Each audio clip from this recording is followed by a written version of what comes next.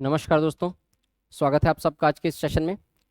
देखिए, जो कॉन्स्टिट्यूशन की हम लोग सीरीज कर रहे थे उसमें आप देखिए कि ट्रिक वाला मैं आपको बता रहा था। तो उसी तरीके से जैसे मैंने पिछले वीडियो में बताया, मैं आपको आज भी यहाँ पर कुछ ट्रिक्स बताऊंगा जो कि संघ में आप याद करेंगे और उसमें कुछ 89 ऐड करेंगे तो वो राज्य का आ जाएगा पूरा पूरा। तो आपको 10 मिनट में आप जो है 8 से 10 अनुच्छेद आसानी से याद कर सकते हैं, जो संघ का भी है और जो राज्य का भी है। एक साथ आपको टेबल बना के मैं चार्ट के फॉर्म में आपको बता रहा हूँ। मुझे उम्मीद है कि आपको ये वीडियो अच्छा लग रहा होगा। अगर वीडियो अच्छा लग रहा होगा तो वीडियो को लाइक करिएगा, चैनल को सब्सक्राइब करिएगा और कमेंट करके मुझे जरूर बताइए कि वीडियो आपको कैसा लग रहा है। 22 मई से ऑफलाइन क्लासेस जो है वो हम लोग की स्टार्ट होने वाली है, तो उससे रिलेटेड चीज़ें जो है वो आप सबको यहाँ पर नीचे जो है वो पट्टी चल रहा होगा, उसमें आपको नंबर बता रहा होगा, उसमें कांटेक्ट करके आप आ सकते हैं। ऑफिस भी आप विजिट कर सकते हैं, वहाँ पर रहेंगे, टीम रहेगी। ठीक है, चलिए स्टार्ट करते हैं आज की क्लास। तो क्या है आज का जो ये है, उसको कैसे याद करना है आपको। अब देखो, ध्यान से समझना। आर्टिकल 79 में है संसद का गठन। संसद किससे मिलके बनता है भाई? संसद किससे मिलकर बनता है? लोकसभा, राज्यसभा और राष्ट्रपति। संसद के दो सदन होते हैं, लोकसभा और राज्यसभा। राष्ट्रपति भी एक अंग होता है, संसद का अंग होता है राष्ट्रपति भी। क्यों? क्योंकि कोई भी विधेयक, चाहे वो पहले लोकसभा में आए या पहले राज्यसभा में आए, जब वो दोनों सदनों से पारित हो जाता है तब वो जाता है राष्ट्रपति के पास, और राष्ट्रपति के सिग्नेचर के बाद ही कोई विधेयक जो होता है वो कानून का रूप लेता है। इसलिए ये जो संसद है वो संसद के तीन अंग होते हैं, लोकसभा, राज्यसभा और राष्ट्रपति। राष्ट्रपति भी उसका एक अंग होता है। ये सवाल पूछता है व्यापम में, पेपर में। लेबर इंस्पेक्टर वाले भी ध्यान से समझेंगे। ठीक, चलो, और बाकी एग्जाम की तैयारी करने वाले भी। आर्टिकल 80 ये है राज्यसभा। राज्यसभा आप सब जानते हैं कि एक अस्थायी सदन है। क्या है? राज्यसभा ये क्या है? अस्थायी सदन है। अस्थायी सदन, सॉरी, स्थायी सदन है। स्थायी सदन। क्यों स्थायी सदन बोलते हैं? क्योंकि ये कभी भंग नहीं होता। ठीक, राज्यसभा कभी भी भंग नहीं होता है। आर्टिकल 81 लोकसभा। लोकसभा क्या है? अस्थायी, अस्थायी सदन। अस्थायी सदन क्यों बोलते हैं इसको? क्योंकि लोकसभा प्रत्येक 5 वर्ष के पश्चात लोकसभा भंग हो जाती है, उसके बाद नई लोकसभा का गठन होता है जब नया चुनाव होता है तब। तो यहां पर अस्थायी सदन है ये, आर्टिकल 81 में बताया गया है। आर्टिकल 83 संसद के सदनों की अवधि। संसद के सदनों की अवधि, जैसे कि लोकसभा की अवधि कितनी होती है?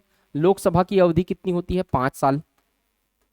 ठीक, राज्यसभा की अवधि कितनी होती है? अनिश्चितकालीन। ये अस्थायी सदन है, सॉरी, स्थायी सदन है राज्यसभा, तो ये तो कभी विघटन नहीं होता है। लोकसभा अस्थायी सदन है। ठीक, तो लोकसभा का 5 साल बाद क्या हो जाता है? प्रत्येक 5 साल बाद विघटन हो जाता है। तो यहां पर बताया गया है आर्टिकल 83 में। आर्टिकल 85 क्या कहता है? संसद के सत्र।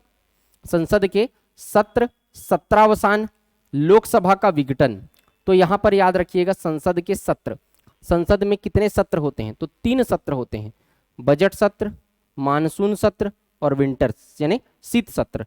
BMW ऐसे याद रखना, BMW, बजट सत्र, मानसून सत्र और शीत सत्र यानी विंटर सत्र। तो 3 सत्र होते हैं संसद के सत्र। तो 3 हो गए सत्र में। सत्रावसान, देखो 3 चीजें होती है, मैं आपको बता रहा हूं, यहां पे मैं इसको एक्सप्लेन भी करते जा रहा हूं ताकि आप लोग को समझ में आए चीजें। ठीक है, तो देखो 3 चीजें होती है संसद में। अब जितना भी बता रहा हूं ना, सारा पेपर में आया हुआ है। अब देखो, संसद में जब होता है तो 3 सत्र होता है। 3 सत्र होता है तो पता चल गया आपको। एक होता है सत्रावसान, कोई भी सत्र चलता रहता है तो एक होता है सत्रावसान, टर्मिनोलॉजी समझना। एक होता है विघटन और एक होता है स्थगन। क्या होता है? स्थगन। तो यहां पर आप देखना कि सत्रावसान मतलब क्या होता है? सत्रावसान का मतलब होता है सत्र का समाप्त होना। जैसे कि 3 सत्र होता है तो बजट सत्र चल रहा है, तो बजट सत्र चलने के बाद पूरा जब सत्र समाप्त हो जाएगा तो उसको कहते हैं सत्रावसान। ठीक, या फिर जो विंटर सत्र चल रहा है या मानसून सत्र चल रहा है तो पूरा जब सत्र खत्म हो जाता है तो उसको कहते हैं सत्रावसान, सत्र का अवसान यानी समाप्त होना। अवसान मतलब समाप्त। ठीक, दूसरा होता है विघटन। विघटन क्या होता है?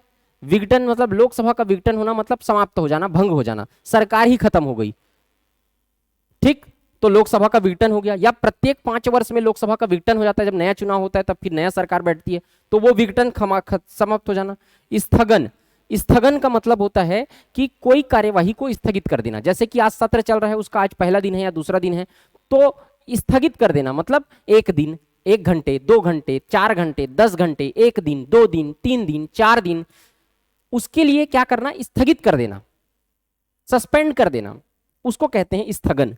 तो समझ में आ रहा है डिफरेंस? सत्रावसान का मतलब पूरे सत्र को ही समाप्त कर देना, पूरा बजट सत्र ही खत्म, या पूरा मानसून सत्र ही खत्म, या पूरा विंटर सत्र खत्म। लेकिन सत्र स्थगन का मतलब क्या होता है, 1 घंटा, 2 घंटा, 3 घंटा, 1 दिन, 2 दिन, 3 दिन, ऐसा विघटित स्थगन करना, सस्पेंड करना, बाद में फिर बैठेगी वो सत्र समाप्त नहीं हुआ है, तो ये स्थगन। अब ये पूछता है इसमें पेपर में कि सत्रावसान की शक्ति किसके पास होती है, विघटन की शक्ति किसके पास होती है, स्थगन की शक्ति किसके पास होती है। तो याद रखिएगा पेपर में कई बार आया, 5 से 10 बार पेपर में आया हुआ है, क्या सत्रावसान की शक्ति राष्ट्रपति के पास होती है, विघटन की शक्ति राष्ट्रपति के पास होती है, लेकिन स्थगन की शक्ति लोकसभा अध्यक्ष के पास होती है। याद रखिएगा, इसीलिए पूछता है, सत्रावसान और विघटन केवल और केवल राष्ट्रपति कर सकता है, लेकिन स्थगन की शक्ति लोकसभा अध्यक्ष कर सकता है। तो लोकसभा अध्यक्ष के पास केवल एक शक्ति होती है, सस्पेंड करने की शक्ति, स्थगन करने की शक्ति। उसके बारे में यहां पर बताया गया सत्रावसान। उसके बाद लोकसभा का विघटन, ये भी मैं बता दिया, और इसके पास शक्ति किसके पास होती है वो भी बता दिया। आर्टिकल 87 देख लेते हैं, राष्ट्रपति का विशेष अभिभाषण। प्रत्येक नई लोकसभा के गठन के पहले सत्र के दौरान राष्ट्रपति का अभिभाषण होता है, विशेष अभिभाषण, जिस अभिभाषण में राष्ट्रपति जो भी सरकार बनती है वो सरकार अगले 5 साल तक कैसे काम करने वाली है, उसकी नीतियों का खाका, उसकी नीतियों का खाता बही रखते हैं, उसकी नीतियों को बताते हैं सबके सामने। वो भाषण जो है, विशेष अभिभाषण, सरकार के द्वारा ही तैयार किया जा रहता है, जिसको राष्ट्रपति जी पढ़ के सुनाते हैं। इस राष्ट्रपति के विशेष अभिभाषण का सदन में पारित होना बहुत जरूरी रहता है। अगर वो सदन में पारित नहीं होता है तो यह माना जाता है कि सरकार जो है वो गिर चुकी है, मतलब अब सरकार जो है वो विश्वास मत खो चुकी है, सरकार के पास विश्वास मत नहीं है, ऐसा माना जाता है। क्यों माना जाता है? क्योंकि सरकार ही लिख के दी है अपने 4 साल 5 साल का, अब वो पास नहीं हुआ मतलब आपके पास मेजोरिटी नहीं है, तभी पास नहीं होगा, नहीं तो पास तो हो ही जाना चाहिए ये, इसलिए तो ये विशेष अभिभाषण होता है। आर्टिकल 89, राज्यसभा का उपसभापति। राज्यसभा का सभापति के बारे में क्यों नहीं बताया है भाई? राज्यसभा का सभापति कौन होता है? पदेन सभापति उपराष्ट्रपति होता है। तो उपराष्ट्रपति का अनुच्छेद उपराष्ट्रपति में 63 में देखो, बताऊंगा मैं आपको उपराष्ट्रपति के संबंधित अनुच्छेद भी, ठीक। तो यहां पर याद रखिएगा राज्यसभा उपसभापति, तो ये उपसभापति के बारे में है। अब यहां पर आप सिमिलरली राज्य का एक साथ निकाल सकते हो, इसमें 89 ऐड कर देना। कैसे? यहां पर संसद का गठन है 79 में, इसमें 89 आप ऐड कर दो तो आपका क्या निकल जाएगा? आर्टिकल 168 में विधानमंडल निकल जाएगा, ठीक। उसके बाद आर्टिकल 80 राज्यसभा है, इसमें आप 89 ऐड कर दो तो यहां पर 169 विधान परिषद। जैसे संघ में भारत उधर सेंट्रल गवर्नमेंट में राज्यसभा रहती है, उधर संघ में उसी तरीके से राज्य में विधान परिषद रहता है। उसी तरीके से 81 में लोकसभा है, इसमें आप 89 ऐड कर दो तो यहाँ आपका आ जाएगा विधानसभा। 83 में संसद के सत्रों की अवधि, सदनों की अवधि, इसमें 89 ऐड करो। 172 में राज्य के विधानमंडलों की अवधि। 85 में संसद के सत्र 17 लोकसभा का विघटन, इसमें विधानमंडल का सत्र 17 विधानसभा का विघटन। उसके बाद यहाँ पर 87 में राष्ट्रपति का विशेष अभिभाषण, यहाँ पर 176 में राज्यपाल का विशेष अभिभाषण। और उसके बाद ये 2 आर्टिकल को आप अच्छे से याद रखे रहना अलग से, ये 2 आर्टिकल को भाई यहाँ अलग से याद रखे रहना, कंफ्यूजन नहीं होगा। ये 2 आर्टिकल को बॉक्स में घेर लेना, ये 2 आर्टिकल, ये वाला 2 आर्टिकल। यहाँ पर 178 में विधानसभा के अध्यक्ष उपाध्यक्ष और 182 में विधान परिषद के सभापति उपसभापति, ठीक है। तो यहाँ पर याद रखिएगा 89 है और यहाँ पर 89 में आप 89 फिर ऐड करोगे तो कितना आएगा? 178। तो 89 में इसको ऐड करोगे तो ये आ जाएगा, 89 ऐड करना, आपका क्या आ जाएगा? ये आ जाएगा, क्या?